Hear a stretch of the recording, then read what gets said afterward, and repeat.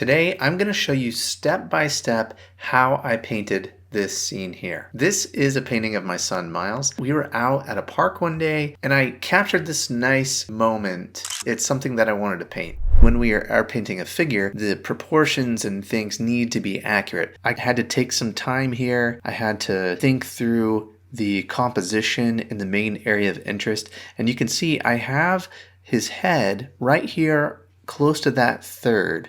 So I often talk about the rule of thirds where you divide the painting, and where those lines intersect is where you want to have key areas of interest in your scene. What I do first is I wet down the back of the paper and I wet down the front of the paper with a sponge. And I like to do this because it gives me more time before the paper dries to paint wet into wet. The purpose of this first wash is to lay in the lightest values of the scene. So I'm laying in a sky, just a hint of a sky because it is an overcast day. A little bit of color for the hills in the distance. I'm going to go over all that again. And now I'm laying in the skin tone. And so the paper is still damp. I don't mind if these little bits of color flow. See how this color just kind of bloomed into other parts of the scene? That's fantastic. I don't mind that at all. It's a really nice part of watercolor that I want to take advantage of. So I'm laying in a light value for the water, keeping everything pretty light right now, knowing that this is not going to be the final value for a lot of these areas of the painting. I'm putting a simple gray wash behind the figure. And now I'm putting some gray and some warm colors into the light areas of the rocks that he's standing on. Again, dropping in some skin tone while everything is wet. And now I'm dropping in the color of the fabric of his clothing, this green color, a light value that again will blend in to the other areas around it. And while the paper is damp down here, I'm dropping in a little bit of color and value on the shadow parts of these rocks. And there is a look at the first wash of the painting. So I've covered most of the paper and really just focusing on the lightest values, everything that I'm going to leave behind in my next wash. So let's go ahead and look at that next wash. I started to paint and I forgot to hit record on the camera, which does happen to me sometimes. So what I've done here, I'm looking at the distant hills. I've re-wet the paper just a little bit because I wanted a nice soft lost edge at the very background of those hills. Now I'm just working on earth tones and some of these masses of trees back here. And this is an important part of the painting, and you're going to see this as we go through. This is the part where I'm painting a large connected shape. So let me zoom ahead. And you can see how there's a lot of connections between here, into the figure, into the stone, all of that, looking for connections. And that's one of the big challenges when we paint, is to find things that are connected and not always be looking at everything in very separate ways.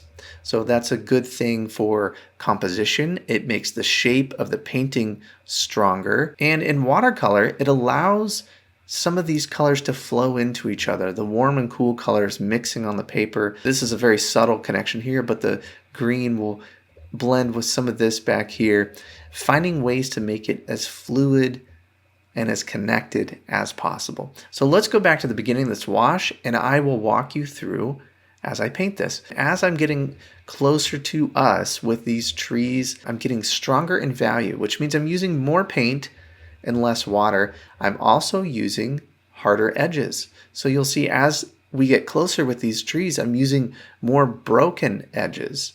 See some dry brush. I'm trying to create that feeling of depth. You can already see a difference between the close-up trees and the suggestion of trees in the distance, and that's so important. And I'm using some harder edges over on the left here. And I like these connections. I connected his hat right into the back of that hill. I'm connecting the shadow side of his face, his bits of hair, and darker values, letting it connect all right now. You remember back when I dropped in the light value for his clothing, this is a good technique that we can use on almost anything, is when you're doing your first wash, you're dropping in a light version of that color.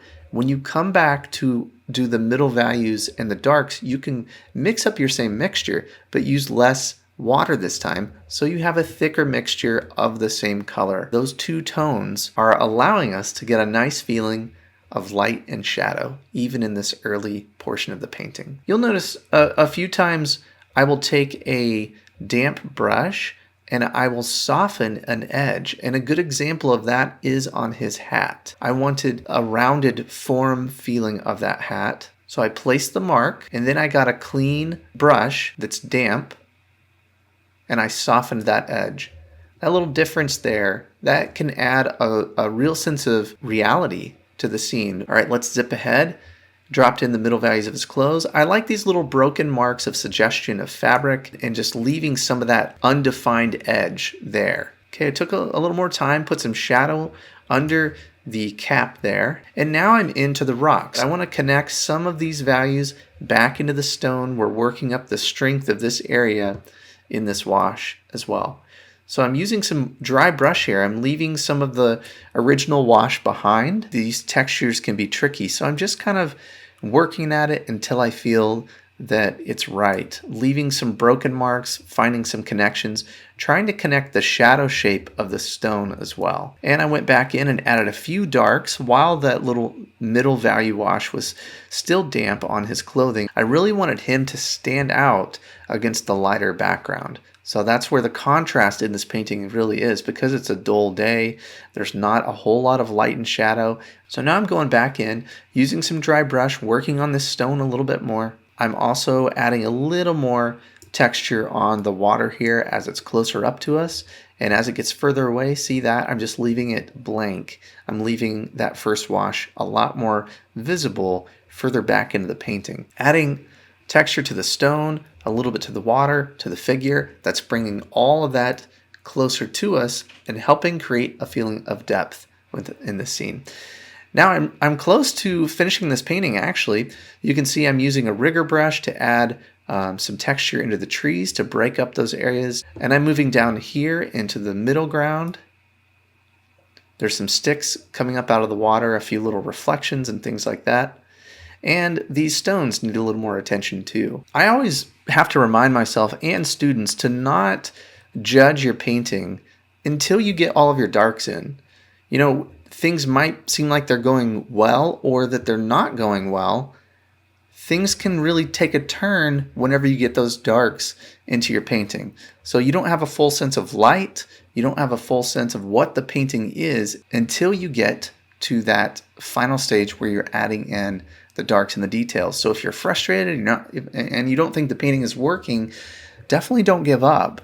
You know, finish the painting out and then see what you're left with at the end. I added just a little more touch of value to his ear there, trying to not overwork his face, really just hinting at his features, just trying to suggest as much as I can.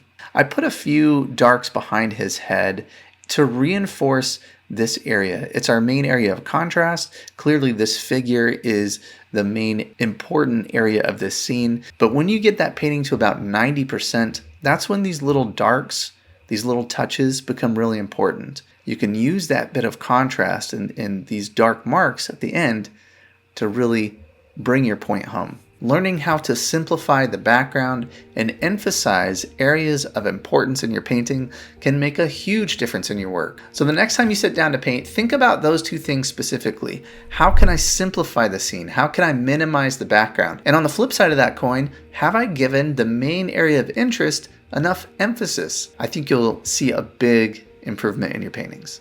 Have you ever been really excited about a painting and you get all set up, you find that right reference that you're excited about, and then it's time to go and you feel lost? You just are having a hard time finding consistency. Some of your paintings turn out, some of your paintings don't turn out, and you're not really sure why. Well, I have a free resource that I want to give to you today that can help with these problems.